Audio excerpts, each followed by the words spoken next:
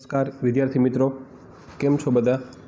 આશા રાખું છું કે આપ સર્વે સ્વસ્થ હશો અને કુશળ હશો. આપણે ભણી રહ્યા છીએ biology chapter number 13 organisms and population, એટલે કે સજીવો અને તેની વસ્તી. તો આ પ્રકરણમાં આજે આપણે ખૂબ જ મહત્ત્વના મોસ્ટ ઇમ્પોર્ટન્ટ અને 100% પૂછાવાની શક્યતા હોય તેવા ક્વેશ્ચનની ચર્ચાઓ કરવાની છે, અને તે ક્વેશ્ચન છે વસ્તી વૃદ્ધિ, મતલબ કે પોપ્યુલેશન ગ્રોથ. પરંતુ આપણે આપણા નિયમ મુજબ આ ક્વેશ્ચનની શરૂઆત કરતાં પહેલાં જે ક્વેશ્ચન આપણે લાસ્ટ 2 લેક્ચરમાં પૂર્ણ કરેલો છે તે ક્વેશ્ચન હતો વસ્તીના સવિશેષ લક્ષણો, એટલે કે પોપ્યુલેશન એટ્રીબ્યુટ્સ. તો સૌપ્રથમ તે લાસ્ટ ક્વેશ્ચન જે છે તેને આપણે એટ એ ગ્લાન્સ ફટાફટ રિવિઝન કરી લઈએ, જેથી કરીને મહત્ત્વના શબ્દ મેક્સિમમ વખત તમારા કાને સંભળાય, અને જેટલી મેક્સિમમ વખત મહત્ત્વના શબ્દો તમારા કાને સંભળાશે એટલું તમને વધુમાં વધુ અને લાંબા સમય સુધી એ શબ્દ તમને યાદ રહેશે. તો આપણે એવું કીધેલું હતું કે વસ્તીના સવિશેષ લક્ષણોની વાત કરીએ તો તેમાં આપણે એક પોર્શનમાં એવું કીધેલું હતું કે કોઈ પણ એક જાતિનો એક વ્યક્તિગત સજીવ તમને એકલો અટુલો ન જોઈ શકો, પરંતુ તેઓ સમૂહમાં રહેવાનું પસંદ કરે છે. ત્યારબાદ તમે કહી શકો કે વસ્તીમાં એક સમાન સ્ત્રોત માટે તમે કહી શકો છો કે સ્પર્ધા હોય છે અથવા તો ભાગીદારી પણ હોય છે. ત્યારબાદ વસ્તીમાં જે પણ કાંઈ સજીવો છે તે આંતરપ્રજનન, મતલબ કે મેલ અને female A sexual type of reproduction કરવાની ક્ષમતા ધરાવતા હોય છે. આ રીતે વસ્તીની રચના થતી હોય છે.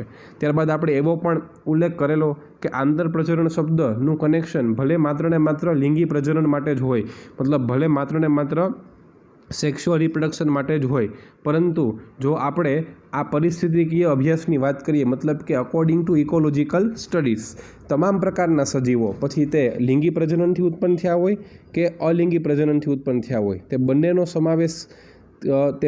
સમાવેશ તમે વસ્તીમાં કહી શકો છો. ત્યારબાદ તમારી પાસે થોડા ઘણા એક્ઝામ્પલ હતા કે તમે કોને કોને વસ્તી કહી શકો. ભેજયુક્ત જમીનમાં જોવા મળતા દરિયાઈ પક્ષીઓ, મતલબ કે કોર્મોરન્ટ્સ. ત્યજાયેલા વસવાટમાં રહેતા ઉંદરો એક પ્રકારની વસ્તી છે. વન વિસ્તારમાં, વન ક્ષેત્રમાં જે પણ કાંઈ સાગના વૃક્ષો, મતલબ કે ટીકવુડ ટ્રીઝ જોવા મળે છે, it is one type of population. સંવર્ધન પાત્રમાં, કલ્ચર મીડિયમમાં જે પણ કંઈ પ્રકારના બેક્ટેરિયા જોવા મળે છે, it is also one type of population. તળાવમાં કમળના છોડ છે એ પણ એક પ્રકારની વસ્તીના એક્ઝામ્પલ છે. તો આ 5 તમારે એક્ઝામ્પલ ખાસ યાદ રાખવા. પછી આ 5 એક્ઝામ્પલ ઉપરથી એવું ક્લિયર થાય કે સજીવ કોઈ પણ હોય, એક કોષીય હોય કે બહુકોષીય હોય, સૂક્ષ્મદર્શી હોય કે પછી ખૂબ જ મોટી સાઇઝનો હોય, એટલે કે મોટું કદ ધરાવતો હોય, પરંતુ તે સજીવોના સમૂહને તમે વસ્તી તરીકે ઓળખાવી શકો. જુઓ, બેક્ટેરિયા તો એક પ્રકારના આદિકોષ કેન્દ્રી કોષ ધરાવે છે, મતલબ કે પ્રોકેરિયોટિક સેલ્સ આર ધેર, તો પણ એનો પણ વસ્તીમાં સમાવેશ કરેલો છે, કેમ કે they all are the one type of living thing, કેમ કે બેક્ટેરિયા એક પ્રકારના જીવંત છે, મતલબ કે લિવિંગ છે. ત્યારબાદ આપણે એવું પણ કીધેલું છે કે જો તમે વ્યક્તિગત સજીવ અને વસ્તીની કમ્પેરિઝન કરો તો વ્યક્તિગત સજીવ છે તે પરિવર્તિત પર્યાવરણનો સામનો કરે છે, મતલબ કે એની આસપાસનું એન્વાયરમેન્ટ સતત ને સતત ચેન્જ થતું હોય છે.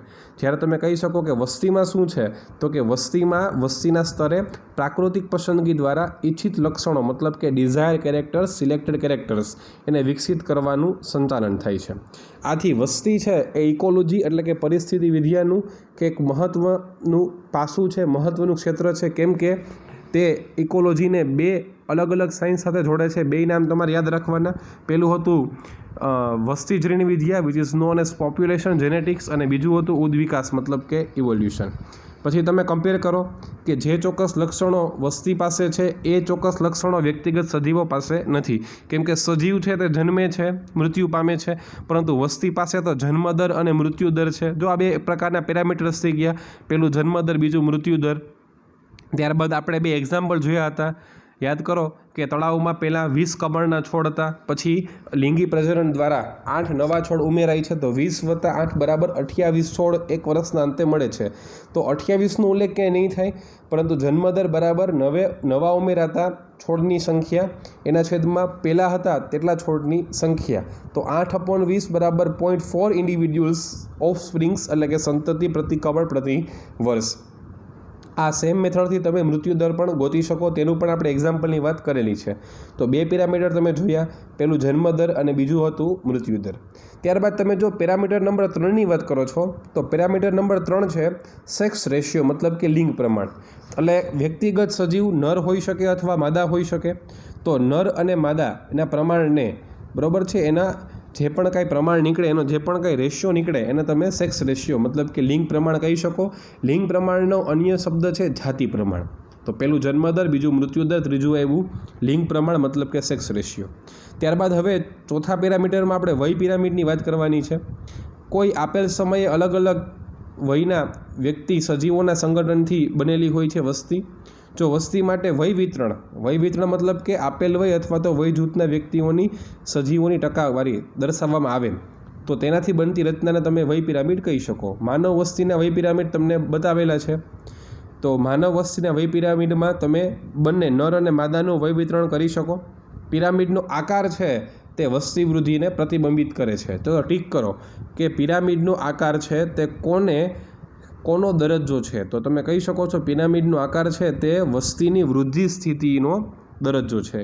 મતલબ કે વસ્તીની વૃદ્ધિ થઈ રહી છે, વસ્તી વધે છે, વસ્તી ઘટે છે કે વસ્તી સ્થિર છે. તમારી પાસે 3 પિરામિડ પણ હતા. મેં તમને લાસ્ટ લેક્ચર્સમાં પણ કીધેલું છે કે તમારે આ 3 ડાયાગ્રામ યાદ રાખવાની છે. અને એમાં 3 કેટેગરી છે: પૂર્વ પ્રજનનક્ષમ અને પશ્વ પ્રજનનક્ષમ. એ પણ તમારે ખાસ યાદ રાખવાનું છે. પહેલા પિરામિડમાં જુઓ તમે, બ્લુ કલર કરતાં યલો કલરની લાઇન મોટી હોવાથી એ વસ્તી છે એ વધે છે. બીજામાં જુઓ જે બ્લુ અને યલો બેયની લાઇન સમાન હોવાથી વસ્તી સ્થિર છે. ત્રીજામાં જુઓ જે બ્લુ અને યલો કમ્પેર કરો, યલો ઘટે છે, મતલબ વસ્તીનો પિરામિડ ઘટતો જાય છે. એટલે પહેલો પિરામિડ આ શેપનો હોય, બરાબર છે, તો તમારે લખવું પડશે વિસ્તરિત મતલબ કે વધતો, પછી છે સ્થાયી મતલબ કે સ્થિર, ને પછી છે ડિક્લીન મતલબ કે ઘટતી જતી વસ્તી. એ ત્રણેય તમારે ડાયાગ્રામ ખાસ યાદ રાખવાની. પછીના કોન્સેપ્ટમાં કંઈક એવું કહે છે કે વસ્તીનું કદ છે એ નિવાસ સ્થાનમાં તેની સ્થિતિ વિશે આપણને ઘણું બધું કહી જાય છે. એની આપણે ચર્ચાઓ કરેલી છે. પછી વસ્તીમાં તમે કહી શકો છો કે સ્પર્ધા હોઈ શકે. પછી પરભક્ષીનો પ્રભાવ મેં તમને વાત કરી હતી, પ્રિડેટર રિલેશનશિપ. ત્યારબાદ જંતુનાશકોનો વપરાશ મતલબ કે પેસ્ટિસાઇડની એપ્લિકેશનની અસરો હોઈ શકે. પછી આપણે તુલના પણ કરેલી હતી કે એક જગ્યા એવી છે કે ફોર એક્ઝામ્પલ કે જો તમે વાત કરો છો ભરતપુરમાં, તો ભરતપુરની ભેજયુક્ત ભૂમિમાં ટોટલ સાઇબેરિયન સારસની વાત કરો તો તેની વસ્તીની સંખ્યા 10 કરતાં પણ ઓછી છે. જ્યારે તમે ક્લેમિડોમોનાસ નામની લીલની વાત કરો તો તળાવ મતલબ કે પોન્ડ, મીઠા પાણીનું નિવસન તંત્ર, તેમાં તેની સંખ્યા લાખોમાં હોઈ શકે. પછી આપણે એવું પણ કીધેલું છે કે વસ્તીના કદને હવે આપણે તકનીકી રીતે મતલબ કે ટેકનિકલી વસ્તી ગીચતા મતલબ કે પોપ્યુલેશન ડેન્સિટી તરીકે ઓળખશું. એનું સંજ્ઞા છે કેપિટલ N. ખાસ યાદ રાખવી કેપિટલ N. તમને કીધું છે કે તમને કેપિટલ Nનો ઉપયોગ આગળ કરવાનો છે અને આજના જ પ્રશ્નમાં આપણે એનો ઉપયોગ કરશું કેપિટલ Nનો, વસ્તી ગીચતા. પછી એવું પણ કીધું છે કે માત્ર ને માત્ર સંખ્યાના અર્થમાં નહીં લેવાનું, પરંતુ તમે બાયોમાસના અર્થમાં પણ લઈ શકો, શક્તિના અર્થમાં પણ લઈ શકો. બાયોમાસ મતલબ જૈવભાર. એક એક્ઝામ્પલ હતું કે એક વિસ્તારમાં તમારી પાસે 200 કોંગ્રેસ ઘાસ છે, ગાજર ઘાસ છે, પાર્થેનિયમ છે અને એક જ મોટું વટવૃક્ષ છે. તો સંખ્યાને પકડીને બેસો તો તમારે વટવૃક્ષને અવગણવું પડે, પણ તમે બાયોમાસને પકડો તો વટવૃક્ષનો બાયોમાસ ઓલા 200 ગાજર ઘાસ કરતાં ક્યાંય વધારે હશે. એટલે એના માટે તમે ટકાવારી આવરણ કે બાયોમાસ એટલે કે જૈવભાર એ અર્થપૂર્ણ માપન છે. ચલો ટીક કરી નાખો, ટકાવારી આવરણ કે જૈવભાર. પછી તમે એવું પણ કહી શકો કે વસ્તી ગીચતા માટે નિરપેક્ષ મૂલ્ય અને સાપેક્ષ મૂલ્ય, બરાબર છે. તો તમે જ્યાં નિરપેક્ષ મૂલ્યથી વસ્તીનું કદ ન માપી શકો ત્યાં તમે સાપેક્ષ મૂલ્યનો પણ ઉપયોગ કરી શકો છો. એની પણ આપણે વાત કરેલી હતી.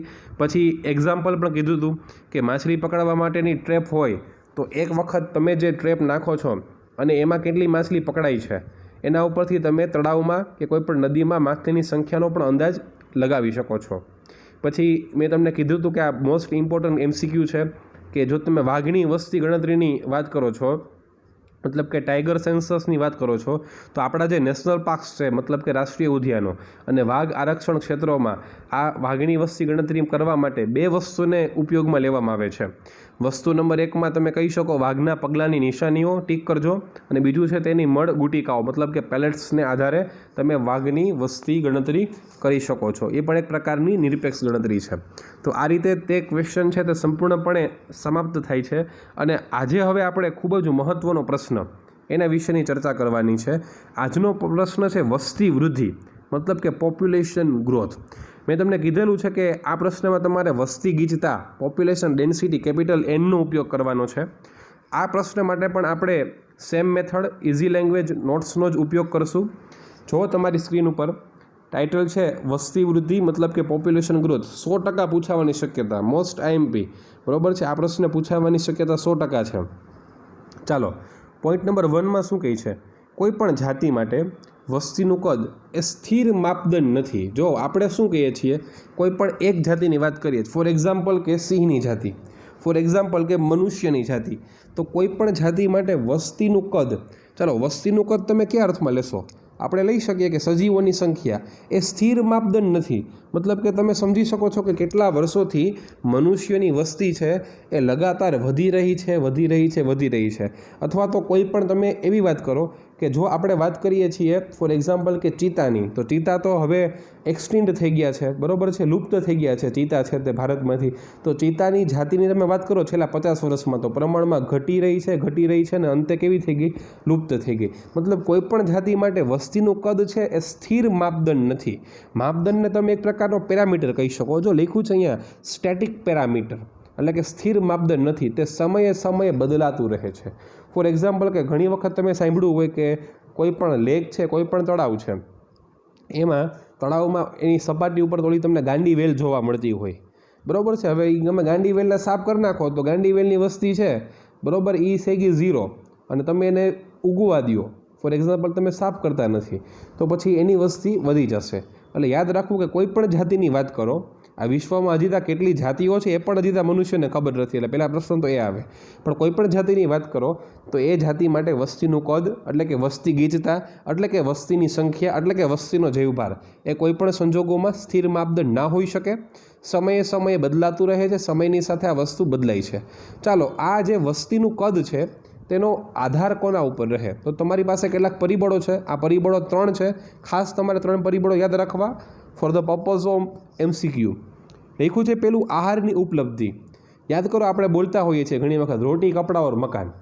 તો રોટી મતલબ કે આહાર, એટલે કે ફૂડ છે ને એ સજીવની એક પ્રકારની બેઝિક નીડ છે, મતલબ કે પ્રાથમિક જરૂરિયાત છે. જો સમજો, કોઈ પણ સજીવ ક્યાં રહેવાનું પસંદ કરશે? તો કે જ્યાં એ સજીવને સહેલાઈથી પોતાનો ખોરાક મળી શકે ત્યાં રહેવાનું પસંદ કરશે. સમજો, સિંહ શા માટે જંગલમાં રહે છે? કેમ કે સિંહને જંગલમાં હરણ અને નીલગાય મળી રહે છે. તો ઊંધું કરો, નીલગાય અને હરણ શા માટે જંગલમાં રહે છે? કેમ કે નીલગાય અને હરણને જંગલમાં વૃક્ષ છે ને એ મળી રહે છે. હવે જો જંગલમાં વૃક્ષ ન હોય તો નીલગાય ન હોય, હરણ ન હોય, નીલગાય હરણ ન હોય તો એ જગ્યાએ સિંહ પણ નહીં હોય. એટલે આ એક પ્રકારની બહુ સરસ કુદરતે ગોઠવેલી લિંક છે, એક પ્રકારની કનેક્શન છે. એટલે પહેલો મુદ્દો થઈ ગયો આહારની ઉપલબ્ધિ, મતલબ કે જ્યાં સજીવને ખોરાક મળશે ત્યાં તે રહેવાનું પસંદ કરશે. શક્ય છે કે જંગલનો નાશ થઈ જાય તો સજીવને ખોરાક ન મળે તો સજીવને માઇગ્રેશન પણ કરવું પડે, સ્થળાંતરણ પણ કરવું પડે, એક રાજ્યમાંથી બીજા રાજ્યમાં કે બીજા પ્રદેશમાં પણ જવું પડે. પછી છે પરભક્ષણનો પ્રભાવ, બરાબર સમજો. પરભક્ષણનો પ્રભાવ મતલબ કે ફોર એક્ઝામ્પલ કે એક ટાઈમ એવો આવી ગયો કે ભાઈ જંગલમાં કે કોઈ પણ પ્રદેશમાં દીપડાની સંખ્યા વધી ગઈ. જો દીપડો એક પ્રકારનો પરભક્ષી પ્રાણી થઈ ગયો, કેમ કે તે બીજા પ્રાણીનું ભક્ષણ કરે છે. પર એટલે કે અન્ય, શબ્દ સમજો. પર એટલે અન્ય, ભક્ષણ મતલબ કે શિકાર કરવું અથવા તો ખાઈ જવું. દીપડો શું કરે છે? તો કે હરણનો શિકાર કરે છે. હવે એક ટાઈમ એવો આવી ગયો કે જંગલમાં ઘણા બધા દીપડા વધી જશે, તો પછી હરણ માટે શું છે? તો કે હરણ માટે ત્યાં રહેવું ફાયદાકારક નથી, નુકસાનકારક છે. એટલે તે લોકો ત્યાંથી માઇગ્રેશન કરવાનું શરૂ કરશે. ત્યારબાદ લખ્યું છે વિપરીત હવામાન. ચાલો, પછી આવ્યું climatic conditions. See if climatic conditions are not suitable then organisms are not able to survive. જો ક્લાઇમેટિક કન્ડિશન સુટેબલ નથી, ક્લાઇમેટિક કન્ડિશન મેચ થતી નથી, તો તમને ખબર છે કે ક્લાઇમેટિક કન્ડિશન એટલે કે બહારના વાતાવરણની સીધી અસર સજીવના શરીરની અંદર ચાલતી ચયાપચયની ક્રિયામાં થાય, બરાબર. એટલે એ પણ કારણ હોઈ શકે. એટલા માટે વસ્તીનું કદ શું કામ સ્થિર નથી, શા માટે બદલાય છે, એના ઘણા બધા તમને માપદંડો આપ્યા, એના તમને કારણો આપ્યા. 3 કારણ તમારે યાદ રાખવા. પેલું છે આહારની ઉપલબ્ધિ, એટલે કે ફૂડની અવેબિલિટી. પછી તે પરભક્ષણનો પ્રભાવ, મતલબ કે પ્રીડેટર. ત્યારબાદ તમે કહી શકો છો કે વિપરીત હવામાન એ સમાવેશિત અન્ય પરિબળો છે. એટલે આ 3 પરિબળ તમારે યાદ રાખવા. ચાલો હવે બરાબર સમજો, મહત્વનો કોન્સેપ્ટ આવે છે પોઈન્ટ નંબર 3 કે વસ્તી ગીચતામાં થતો ફેરફાર. જો હવે શબ્દ કેવો વાપર્યો એને? વસ્તી ગીચતા. વસ્તી ગીચતા એટલે કે પોપ્યુલેશન ડેન્સિટી સંજ્ઞા કેપિટલ એન. આ ત્રણેય તમારે વસ્તુ ભેગી બોલવી, એટલે શું છે ભૂલાય નહીં, આમ જ બોલવું. વસ્તી ગીચતા એટલે પોપ્યુલેશન ડેન્સિટી સંજ્ઞા કેપિટલ એન. ફરી બોલું છું, વસ્તી ગીચતા સંજ્ઞા કેપિટલ એન અને ઇંગ્લિશમાં એને કહે પોપ્યુલેશન ડેન્સિટી. તો પોપ્યુલેશન ડેન્સિટી શું છે યાદ કરો, આપણે ગયા ક્વેશ્ચનમાં કીધું છે કે પોપ્યુલેશન ડેન્સિટી એટલે કાંઈ નહીં, વસ્તીનું કદ જ છે. આપણે જાઓ બોલતા હતા વસ્તીના કદને ટેકનિકલી, વસ્તીના કદને તકનીકી રીતે શું કહી શકો? તો કે તકનીકી રીતે તમે વસ્તી ગીચતા કહી શકો. તો વસ્તી ગીચતામાં થતો ફેરફાર, એમાં જે પણ કંઈ ચેન્જીસ થાય છે તે વસ્તીમાં શું થઈ રહ્યું છે તેનો ખ્યાલ આવે છે કે વસ્તી ગીચતામાં વધારો થાય કે ઘટાડો થાય. ફોર એક્ઝામ્પલ, એકાએક સિંહની સંખ્યા ઘટી ગઈ તો તમને આઈડિયા આવે કે સિંહની સંખ્યા ઘટે છે, સિંહનું મૃત્યુ થાય છે, મતલબ કે સિંહ કાંઈક રોગોથી મરી રહ્યો છે અથવા તો તેનો શિકાર થઈ રહ્યો છે. અથવા તો એકાએક છે એ કોઈ પણ સજીવની સંખ્યા વધી જાય તો તમને ખબર પડી જવી જોઈએ કે આ સજીવ માટે ત્યાં સુટેબલ એન્વાયરમેન્ટ છે. મતલબ કે વસ્તી ગીચતામાં જે પણ કાંઈ ચેન્જીસ થાય એ ચેન્જીસને કારણે તમને એનો ખ્યાલ આવી જાય, આઈડિયા આવી જાય કે આની પાસે ફેવરેબલ કન્ડિશન છે કે અનફેવરેબલ કન્ડિશન છે. મુદ્દા નંબર 3માં એની વાત કરે છે. ચલો મુદ્દો નંબર 4 ખૂબ જ મહત્વનો જોજો. આપેલ નિવાસ સ્થાનોમાં.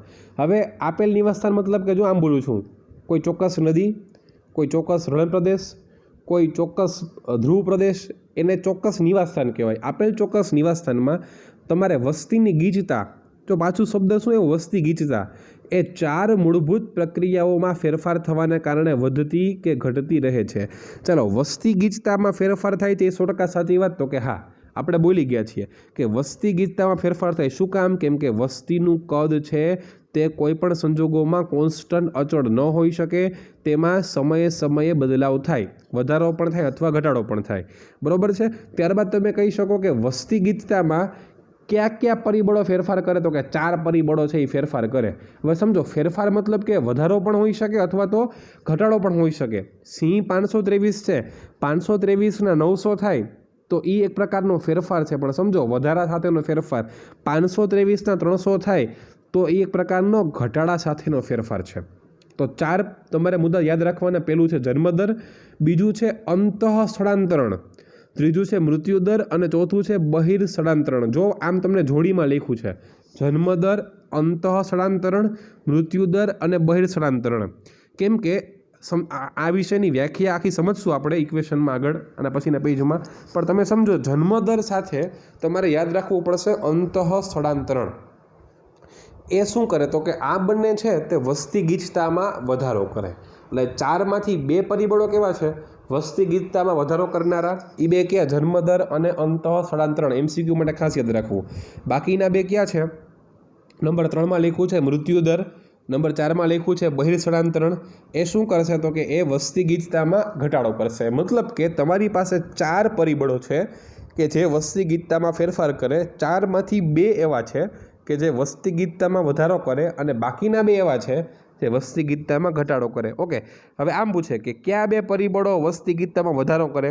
પહેલું જન્મદર અને બીજું અંતઃ સ્થળાંતરણ. અને કયા 2 વસ્તી ગીચતામાં ઘટાડો કરે? મૃત્યુદર અને બહિર સ્થળાંતરણ. એટલે એ પણ 2 તમારે ફેરવીને MCQમાં પૂછાઈ શકે, એટલે ભૂલ ન પડે એની ખાસ ધ્યાન રાખવું. હવે જો એ પણ તમારે માર્ક કરવું જરૂરી કે જન્મદર શબ્દ આવ્યો એટલે જોવો એ વસ્તીની વાત કરે છે, વ્યક્તિગત સજીવની વાત નથી કરતા. બાકી વ્યક્તિગત સજીવની વાત કરતા હોય તો અહીંયા જન્મ અને મૃત્યુ શબ્દ વાપરે, પણ અહીંયા તો સમજો એને જન્મદર અને મૃત્યુદર એવા શબ્દ વાપરેલા છે. તો આ રીતે અહીંયા પેજ નંબર 1 જે છે એ સંપૂર્ણપણે સમાપ્ત થાય. ફરીથી આપણે પેજ નંબર 1ને રિવિઝન કરવાનો પ્રયત્ન કરીએ. કોઈપણ જાતિ માટે વસ્તીનું કદ એ સ્થિર માપદંડ નથી. It is not a static or stable parameter but it will be changed by time to time. તે સમયે સમયે બદલાતું રહે છે. આધાર કોના પર છે? તો કે 3 વસ્તુ ઉપર છે. ખાસ યાદ રાખો ફોર MCQ. આહારની ઉપલબ્ધિ, પરભક્ષણ પ્રભાવ, વિપરીત હવામાન જેવા પરિબળો. વસ્તી ગીચતામાં થતો ફેરફાર એટલે કે ચેન્જીસ એ વસ્તીમાં શું થઈ રહ્યું છે તેનો તમને ખ્યાલ આપે, આઈડિયા આપે, વિચાર આપે.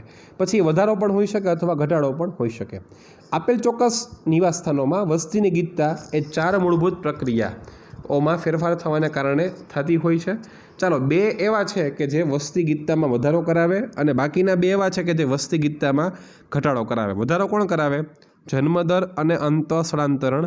ઘટાડો કોણ કરાવે? મૃત્યુદર અને બહિર્સ્થળાંતરણ. તો આ રીતે પેજ નંબર 1 વિશેની તમામ પ્રકારની વાતો કમ્પ્લીટ કરી. હવે આપણે પેજ નંબર 2માં જે ઓલા 4 પરિબળો છે ને એની વાત કરવાની છે. ખાસ યાદ રાખવું, જો તમારે 3 વસ્તુ યાદ રાખવી. પહેલું, એ પરિબળનું મિનિંગ શું છે, એટલે કે વ્યાખ્યા. બીજું, એનું અંગ્રેજીમાં નામ. અને ત્રીજું, એની સંજ્ઞા. કેમ કે સંજ્ઞાનો ઉપયોગ સમીકરણમાં આવશે. પરફેક્ટ સમજો છોકરાઓ. હવે પેલું લખ્યું છે જન્મદર, મતલબ કે તમે જન્મદરને બર્થ રેટ કહી શકો. એની સંજ્ઞા કેપિટલ બી છે, બરાબર, પણ એને તમે ઇંગ્લિશમાં નટિલિટી પણ કહી શકો, બરાબર છે. તો નટિલિટી એટલે જન્મદર, બર્થ રેટ. પણ સમજો, સંજ્ઞા કેપિટલ એન નથી, સંજ્ઞા કેપિટલ બી છે. કેમ કે સંજ્ઞા કેપિટલ એન તો ઓલી વસ્તી ગીચતાની છે, પોપ્યુલેશન ડેન્સિટીની. જન્મદર મતલબ કે શું? આપેલ ચોક્કસ વસ્તીમાં આપેલ સમય દરમિયાન જન્મની, મતલબ કે જન્મ પામતા સજીવોની સંખ્યા. ચોક્કસ સમયમાં આપેલ વસ્તીમાં જન્મ પામતા સજીવની સંખ્યા. 3 વસ્તુ યાદ રાખો: ચોક્કસ સમય, ચોક્કસ વસ્તી, જન્મ પામતા સજીવની સંખ્યા. ફોર એક્ઝામ્પલ, કે સિંહની વસ્તીમાં દર 6 મહિને, સમયગાળો આવી ગયો, દર 6 મહિનામાં ઉત્પન્ન થતા નવા સજીવોની સંખ્યાને જન્મદર કહેવાય. લખ્યું છે કે તે આરંભિક વસ્તી ગીતતામાં ઉમેરો કરે. મતલબ કે જન્મદરને કારણે શું થાય? તો કે શરૂઆતમાં જે પણ કાંઈ, ફોર એક્ઝામ્પલ કે 100 બાળકોનો જન્મ થયો, તો 100 બાળકોનો જન્મને કારણે શું થાય? તો કે વસ્તીની સંખ્યામાં વધારો થાય, વસ્તીનું કદ વધે. વસ્તીનું કદ વધે મતલબ કે ટેકનિકલી વસ્તી ગીચતામાં પણ શું થાય? વધારો થાય. મતલબ યાદ રાખવું, જન્મદર ટૂંકીને ટચ વ્યાખ્યા: જન્મદર, બર્થ રેટ, નટિલિટી, સંજ્ઞા કેપિટલ બી, આપેલ ચોક્કસ સમયગાળામાં વસ્તીમાં જન્મ પામતા સજીવની સંખ્યા. તેને કારણે પ્રારંભિક એટલે કે આરંભિક વસ્તી ગીતતામાં વધારો થાય. જો ટીક કરજો, આરંભિક વસ્તી ગીતતા, કેમ કે બુકમાં લખેલો એક એક શબ્દ તમારા માટે મહત્વનો છે. ચાલો હવે આપણે જો મુદ્દા નંબર 2ની વાત કરીએ, મૃત્યુદર, મોર્ટાલિટી. મૃત્યુદરને તમે ડેથ રેટ કહી શકો. સંજ્ઞા કેપિટલ ડી છે, જો કેપિટલ એમ નથી, મોર્ટાલિટી નથી સંજ્ઞા, પણ સંજ્ઞા કેપિટલ ડી. માં શું હતું? ઉપર જન્મદર, બર્થ રેટ, સંજ્ઞા કેપિટલ બી. અહીંયા મૃત્યુદર, મોર્ટાલિટી, ડેથ રેટ, સંજ્ઞા કેપિટલ ડી. સેમ વ્યાખ્યા, ખાલી એક જ શબ્દ ફરશે: આપેલ સમયગાળામાં આપેલ વસ્તીમાં મૃત્યુ પામતા સજીવોની સંખ્યા. વા શું હતું? જન્મ પામતા સજીવો. અહીંયા શું આવી ગયું? મૃત્યુ પામતા સજીવો. તમને તફાવતના સ્વરૂપમાં પણ પૂછાઈ શકે, બે, બરોબર, 2 માર્કમાં યાદ રાખવો. તો 2 વ્યાખ્યા થઈ ગઈ, જન્મદર અને મૃત્યુદર. ચાલો હવે બહુ મહત્વની વાત છે, અંતઃસ્થળાંતરણ, ઇમિગ્રેશન. તમે આવું સાંભળ્યું હશે કે જે લોકો ફોરેન કન્ટ્રીમાં ફરવા જતા હોય કે કોઈ પણ કામથી ફોરેન કન્ટ્રી જાઓ તો તમારે ફરજિયાત ઇમિગ્રેશન કરાવવું પડે, બરોબર છે. તમે ફોર એક્ઝામ્પલ કે if you are going to the USA, તમે યુએસએ જઈ રહ્યા છો, તો તમે જ્યારે ઇન્ડિયાના એરપોર્ટ ઉપર જાઓ તો ઇન્ડિયાના એરપોર્ટ ઉપરથી તમને ઇમિગ્રેશનનો સ્ટેમ્પ મારે. મતલબ કે તમે છો ભારતના નાગરિક, પરંતુ તમે ફોર એક્ઝામ્પલ કે તમે 31 ડિસેમ્બરે જઈ રહ્યા હોય તો 31 ડિસેમ્બરનો સ્ટેમ્પ મારે કે તમે છો ભારતના નાગરિક, પરંતુ 31 ડિસેમ્બરથી તમે ક્યાં વયા ગયા? યુએસએમાં. મતલબ કે સમજો, ફોર એક્ઝામ્પલ કે આવી રીતે જો એક જ સમયે 1000 ભારતીયો યુએસએમાં ગયા તો સમજો એક જણની વસ્તી ઘટી, મતલબ કે ઇન્ડિયાની વસ્તી ઘટી અને યુએસએની વસ્તી કેવી થઈ? વધી. એટલે એ કોન્સેપ્ટમાં સમજાવું તમને. એટલે ઇમિગ્રેશન, મારું કહેવાનો મતલબ એમ છે, એમાં ફોરેન કન્ટ્રી જ્યારે ટ્રાવેલ કરો તો ઇમિગ્રેશન તમને ત્યાં ઇમિગ્રેશનનો ઓફિસરનો સ્ટેમ્પ લાગે. ઇમિગ્રેશનમાં ઘણા ક્વેશ્ચન પણ પૂછતા હોય, સવાલ પણ પૂછવામાં આવે છે કે તમે શું કામ જાઓ છો, તમે કેટલા રૂપિયા લઈ જાઓ છો, હોટલ તમારી બુકિંગ શું, તમારો પર્પઝ છે, બધું તમને બધા તમારા વિઝા છે કે નહીં, બધું તમારું સિક્યુરિટી ચેક થતું હોય છે. પણ તમે જ્યારે રિટર્ન થાવ યુએસએથી ફોર એક્ઝામ્પલ કે કોઈ પણ બીજા ફોરેન કન્ટ્રીથી, ત્યારે પણ તમને ઇમિગ્રેશનનો સ્ટેમ્પ મારે. મતલબ કે આ ભાઈ કે આ બેન આટલા વર્ષ, આટલા ટાઈમ લગીને રહ્યા, આટલા મહિના લગીને રહ્યા અને હવે પાછા ઇન્ડિયામાં જાય છે. ઇમિગ્રેશન શબ્દ ત્યાં અહીંયા વપરાય છે. ખરેખર શું કહે છે? અંતઃસ્થળાંતરણ, એક જ જાતિના વ્યક્તિગત સજીવોની સંખ્યા વિચારણામાં લેવાની છે. મતલબ સમજો, આપણે જો સિંહની વાત કરતા હોય સિંહની જ વાત કરવાની, ચકલીની વાત કરો ચકલીની વાત કરવાની, માણસની વાત કરો તો માણસની જ વાત કરવાની. મતલબ કે ઇમિગ્રેશનમાં હંમેશા ને હંમેશા વાત આપણે એક જ જાતિના સજીવોની વાત કરવાની. જો સમજો, આપેલ સમયગાળા દરમિયાન અન્ય જગ્યાએથી વસવાટમાં ચાલી આવે. ચાલો, ક્યાંથી આવે છે? બીજી જગ્યાએથી. ખબર પડી? મતલબ કે ભારતમાંથી ક્યાં આવે છે? યુએસએમાં. It is one type of immigration. સમજાણું? હવે સમજો, તમને હું એકદમ પ્રેક્ટિકલ એક્ઝામ્પલ આપું. એક જ એક્ઝામ્પલથી તમને 2 વ્યાખ્યા આવડી જાય. હું એમ કહું છું કે તમારી પાસે 2 દેશ છે. સમજો, ફોર એક્ઝામ્પલ તમારી પાસે છે ભારત અને સ્પેન, ઇન્ડિયા અને સ્પેન. ઇન્ડિયામાંથી 10,000 માણસો આજે સ્પેનમાં ગયા, સમજો.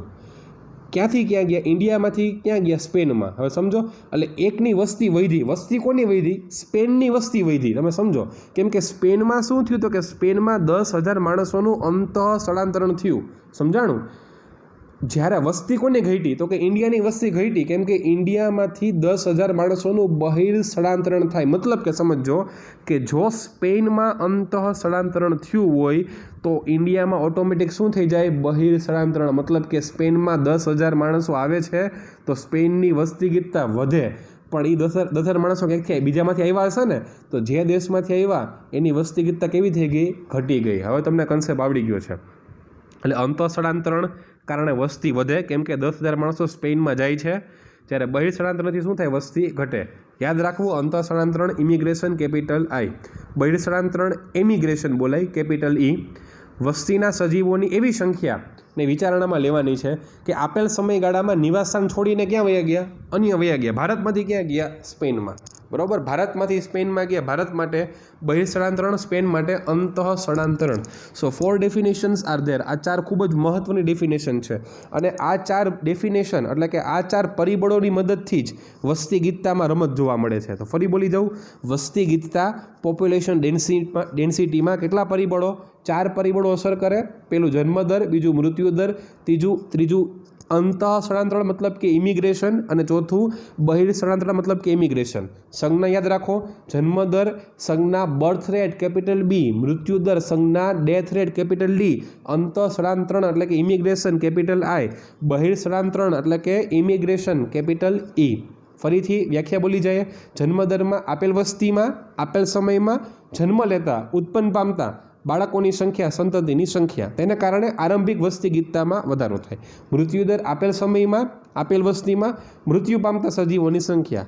હવે આ બે કમ્પેરિઝનથી સમજાય, અંતઃ અને બહિર. બરાબર છે. ફોર એક્ઝામ્પલ કે કોઈ પણ જાતિના સજીવો એક પ્રદેશમાંથી બીજા પ્રદેશમાં ગયા તો બીજા પ્રદેશમાં એની સંખ્યા વધી, એટલે અંતઃ સ્થળાંતરણ. જ્યારે પહેલા પ્રદેશ માટે શું થઈ ગયું? તે બહિર સ્થળાંતરણ. બરાબર, એટલે આ કોન્સેપ્ટ પણ અહીંયા સંપૂર્ણપણે સમાપ્ત થાય છે. ચાલો, હવે એક તમારી સમક્ષ ડાયાગ્રામ છે. આ ડાયાગ્રામ મહત્ત્વની, કેમ કે ગયા વખતે બોર્ડે જે એનું મોડલ ક્વેશ્ચન પેપર પૂછ્યું હતું એમાં આ ડાયાગ્રામવાળો ક્વેશ્ચન એમાં પૂછ્યો હતો. સાવ સિમ્પલ છે. વચ્ચે તમે જોઈ શકો છો કે વસ્તી ગીતતા કેપિટલ એન, યસ.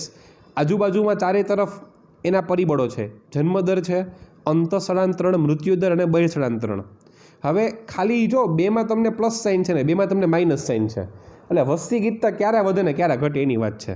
સમજો, વસ્તી ગીતતા એન, જન્મદર વધે તો વસ્તી ગીતતા પણ વધે, જો પ્લસની સાઇન છે. અંતઃ સ્થળાંતરણ વધે તો વસ્તી ગીતતા વધે, પ્લસની સાઇન છે. મૃત્યુદર વધે તો વસ્તી ગીતતા ઘટે, માઇનસની સાઇન છે. બહિર સ્થળાંતરણ વધે તો વસ્તી ગીતતા પણ શું થાય? ઘટે. મતલબ કે 100 માણસ જાય એની બદલે 1 લાખ માણસ બીજા દેશમાં વયું ગયું, એ પ્રકારનું શું થઈ ગયું? બહિર સ્થળાંતરણ થઈ ગયું. તો વસ્તી ગીતતામાં વધારો. સમજો, હું આમ બોલું છું ફરીથી, ચારેય ફેક્ટર વધે છે પરંતુ એની વસ્તી ગીતતામાં અલગ અલગ અસર થાય. ટૂંકુને ટચ, જન્મદર અને અંતઃ સ્થળાંતરણ વધે તો વસ્તી ગીતતામાં વધારો, જ્યારે બહિર સ્થળાંતરણ અને મૃત્યુદર વધે તો વસ્તી ગીતતામાં 100% ઘટાડો થતો જોવા મળે છે. ચાલો, હવે શું કહે છે કે જો ટી સમયે વસ્તી ગીતતા એન હોય, બરાબર, ફિઝિક્સના થોડા ઘણા નિયમોની વાત કરશું અહીંયા આપણે. ટી સમયે વસ્તી ગીતતા એન હોય તો T+1 સમયે વસ્તી ગીતતા માટેનું સૂત્ર, તો T+1 સમયે વસ્તી ગીતતા થાય એન કાઉન્સમાં T+1. જો ટી સમય એન તો T+1 સમયે શું થઈ જાય? એન કાઉન્સમાં T+1 is equal to NT plus B plus I minus D plus E. જો બી એટલે જન્મદર, સમજો, I એટલે અંતઃ સ્થળાંતરણ ઇમિગ્રેશન, ડી એટલે મૃત્યુદર ને E એટલે એમિગ્રેશન બહિર સ્થળાંતરણ. આ ઇક્વેશન MCQમાં બોર્ડ 2020માં એટલે કે માર્ચ 2020ના બોર્ડના પેપરમાં MCQમાં સૂત્ર પૂછાઈ ગયેલું છે. હજી પણ પૂછાવાની શક્યતા. એટલે સૂત્ર તમારે લખી નાખવાનું હોમવર્કમાં 5 વખત. ફરી બોલી દઉં કે જો ટી સમયે વસ્તી ગીતતા એન હોય તો T+1 સમયે વસ્તી ગીતતા શું હોય? તો કે N T+1 is equal to NT plus B plus I minus D plus C. આમાં શું ભૂલ કરે ખબર? છોકરાઓ આ NT છે ને પહેલાં E નો લખે. હવે સમજો, B પ્લસ I એ તો વસ્તી ગીતતામાં વધારા કરવાનું કામ કરે છે. D પ્લસ E તો શું કરે? ઘટાડો કરવાનું કામ કરે.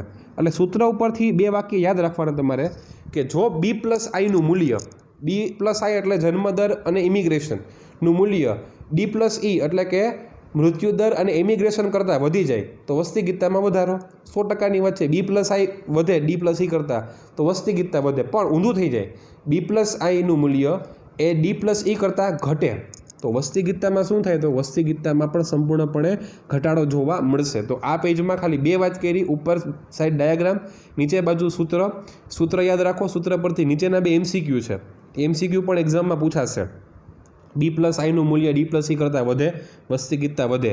B+Iનું મૂલ્ય D+E કરતાં ઘટે, વસ્તી ગીતતા ઘટે. તમને એમ પણ પૂછે કે જો વસ્તી ગીતતામાં વધારો થતો હોય તો B+I અને D+Eના મૂલ્યમાં શું થાય? તો તમારે કહેવું પડે B+Iનું મૂલ્ય D+E કરતાં વધે. બરાબર છે? તો આ રીતે એ કોન્સેપ્ટ પણ પૂર્ણ. હવે છેલ્લા કોન્સેપ્ટની વાત કરીએ. સામાન્ય સંજોગોમાં જન્મ અને મૃત્યુ એ વસ્તી ગીતતાને અસર કરતા મહત્ત્વના પરિબળ છે. એટલે જો એ જન્મદર મૃત્યુદર અર્થમાં લેવાનું છે. બરાબર? એટલે તમારે કહેવાનું કે ભલે 4 પરિબળો છે પણ ચારેયમાંથી મહત્ત્વના તો આ 2 જ છે. અન્ય એટલે બાકીના જે 2 વૈધા ઇમિગ્રેશન એમિગ્રેશન એ વિશિષ્ટ પરિસ્થિતિઓમાં જ મહત્ત્વપૂર્ણ છે તેમ ધારણ કરવામાં આવે છે. મતલબ ચારેયમાંથી મહત્ત્વના કોણ? તો કે જન્મદર અને મૃત્યુદર એ 2. પરંતુ સમજો, જો એક અપવાદની વાત કરશે. જો નિવાસ સ્થાનની વસ્તી વસાહતો એમાં વસ્તી વૃદ્ધિમાં જન્મદર કરતાં અંતઃસ્થળાંતરિત સજીવોનો ફાળો નોંધપાત્ર રીતે વધારે હોય છે. સમજો, આપણે વસાહતની વાત કરીએ, મતલબ કે ઓલરેડી તમારી પાસે 125 કરોડનું પોપ્યુલેશન છે જ ભારતમાં. તો હવે 125 કરોડમાંથી ફોર એક્ઝામ્પલ કે 5 કરોડ બીજા દેશમાં વયું ગયું તો એ જન્મદર કરતાં વધારે ઇફેક્ટ કરશે ને. એટલે એ રીતે વાત કરે છે. બરાબર? એટલે આ રીતે આ ક્વેશ્ચન અહીંયા સંપૂર્ણપણે સમાપ્ત થાય છે. હવે આપણે ટેક્સ્ટબુકમાંથી સમજવાનો પ્રયત્ન કરશું. જેટલી પણ અંડરલાઇન કરેલી છે, રાઉન્ડ કરેલા છે, બધા MCQ છે, ખાસ યાદ રાખવા. વ્યાખ્યા 4 ખાસ યાદ રાખવી. ઇંગ્લિશ નામ યાદ રાખવા. સંજ્ઞા યાદ રાખવી. ચાલો, વસ્તી વૃદ્ધિ, પોપ્યુલેશન ગ્રોથ. કોઈપણ જાતિ માટે વસ્તીનું કદ એ એક સ્થિર માપદંડ નથી, સ્ટેટિક પેરામીટર નથી, સમયે બદલાતું રહે છે. એનો આધાર આહારની ઉપલબ્ધિ, પરભક્ષણ પ્રભાવ, વિપરીત હવામાન વગેરે જેવા પરિબળો પર આધાર રાખે છે. વાસ્તવમાં વસ્તી ગીતતામાં થતા આ ફેરફારો આપણે વસ્તીમાં શું થઈ રહ્યું છે તેનો ખ્યાલ, તેનો વિચાર આપે છે કે વસ્તી ગીતતા વધે છે કે ઘટે છે. અંતિમ કારણ કોઈ પણ રહ્યું હોય, પરંતુ આપેલ સમય દરમિયાન નિવાસ સ્થાનોમાં વસ્તી ગીતતા કેટલા? તો કે 4 મૂળભૂત પ્રક્રિયાઓમાં ફેરફાર થવાને કારણે વધે કે ઘટે. 4માંથી 2 એવા છે, જન્મદર અને અંતઃસ્થળાંતરણ, કે જે વધારો કરે. બાકીના 2 એવા છે, મૃત્યુદર અને બહિર્સ્થળાંતરણ, કે જે ઘટાડો કરે. પછી વ્યાખ્યા તો આપણે આગળ 3 વાર બોલી ગયો છું. બરાબર? એ રિપીટ નથી કરતો. જન્મદર બર્થ રેટ કેપિટલ B, મૃત્યુદર ડેથ રેટ કેપિટલ D. ભલે જન્મદરને નટિલિટી કહેવાય, મૃત્યુદરને મોર્ટિલિટી કહેવાય. અંતઃસ્થળાંતરણ ઇમિગ્રેશન કેપિટલ I, બહિર્સ્થળાંતરણ એમિગ્રેશન કેપિટલ E. આકૃતિ મોસ્ટ ઇમ્પોર્ટન્ટ, આકૃતિ નંબર 13.5. બરાબર? પ્લસ માઇનસ એમાં સાઇન છે જ, જોઈ લેજો. બરાબર? ખાસ MCQ માટે પૂછાઈ શકે આકૃતિવાળા પ્રશ્નોમાં. પછી આની પણ વાત થઈ ગઈ. આપણે લાસ્ટ પેરેગ્રાફની વાત કરીએ તો T સમયે વસ્તી ગીતતા N હોય તો T+1 સમયે વસ્તી ગીતતા N, T+1 is equal two N T+B+I-D+E. બરાબર? જો લખ્યું છે, તમે ઉપર આપેલા સમીકરણમાં જોઈ શકો છો કે જો જન્મ લેતા સજીવોની સંખ્યા વત્તા અંતઃસ્થળાંતરિત સજીવોની સંખ્યા એટલે કે B+I નું મૂલ્ય એ મૃત્યુ પામતા સજીવોની સંખ્યા અને બહિર્સ્થળાંતરિત સજીવોની સંખ્યા મતલબ કે D+E કરતાં વધુ હોય તો વસ્તી ગીતતા વધે, ને વધુ ન હોય એટલે કે ઓછો હોય તો વસ્તી ગીતતા ઘટે. આ યાદ રાખવાની કે સામાન્ય કન્ડિશનમાં તમે જન્મ અને મૃત્યુને જ મહત્ત્વપૂર્ણ અસર કરતા પરિબળો ગણાવવાના છે, પરંતુ વિશિષ્ટ પરિસ્થિતિઓમાં અન્યને પણ તમારે ધારણ કરવાના છે. એક્ઝામ્પલ તરીકે, નિવાસ સ્થાનની વસ્તી વસાહતો હમણાં નવી જ બની છે. ફોર એક્ઝામ્પલ કે કોઈ નિવાસ સ્થાનની નવી બનેલી વસ્તી વસાહતો હોય તો વસ્તી વૃદ્ધિમાં જન્મદર કરતાં કોણ વધારે અફેક્ટ કરશે? તો કે અંતઃસ્થળાંતરિત સજીવો વધુ નોંધપાત્ર અફેક્ટિવ હોય છે. મતલબ કે કેટલીક જગ્યાએ અપવાદ પણ તમને જોવા મળશે. પણ ફરી કહું છું કે ચારેય વ્યાખ્યા યાદ રાખો, ચારેય વ્યાખ્યાની સંજ્ઞા યાદ રાખો. આકૃતિ ખાસ એટલે ખાસ યાદ રાખવાની, અને આ સૂત્ર બાળકો ભૂલવાનું નથી. T સમયે N વસ્તી ગીતતા તો T+N સમયે N T+1 is equal two NT+B+1-D+E. તો આ રીતે આજનો લેક્ચર સંપૂર્ણપણે સમાપ્ત થાય છે. ફરી બોલું છું, આ ક્વેશ્ચન બોર્ડમાં પૂછાશે. મોસ્ટ ઇમ્પોર્ટન્ટ ક્વેશ્ચન છે. બરાબર? એટલે તૈયારી એ રીતે આમાં કરજો. આજનો કાર્યક્રમ સંપૂર્ણપણે સમાપ્ત. Thank you very much.